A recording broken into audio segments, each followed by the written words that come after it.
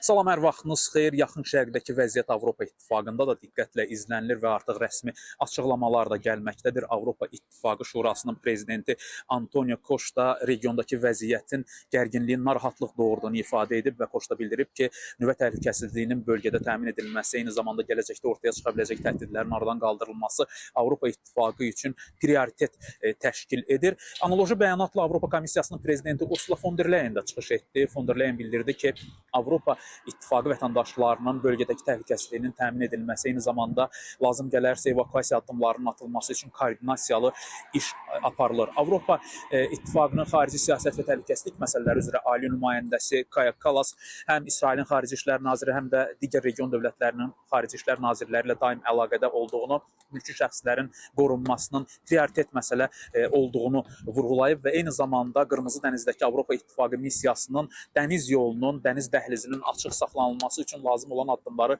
atmağa hazır olduğunu bəyan edib. Qeyd edim ki, bir çox Avropa ölkəsi, İtaliya, Polşa, Niderland, İsveç, Finlandiya, eyni zamanda Böyük Britaniya artıq son 2 gündə vətəndaşlarını bölgəni tərk etməyə çağırmışdı. İndi onların evakuasiyası ilə bağlı müəyyən addımlar atılır. Həm Avropa İttifaqı daxilində, həm də ayrı-ayrı ölkələrin öz imkanları ilə bu addımlar atılmaqdadır. Eyni zamanda hava əlaqəsi, avia əlaqə də artıq bugün səhər saatlarından, erkən saatlarından axsamaqdadır. Belə ki, Lufthansa, Air France kimi böyük avia şirkətlər region ölkələrinə nəzərdə tutulan 20-yə yaxın reysi təxirə saldıqlarını bəyan ediblər və qarşıdakı 48 saat ərzində bu reyslərin bərpa olunması gözlənilmir.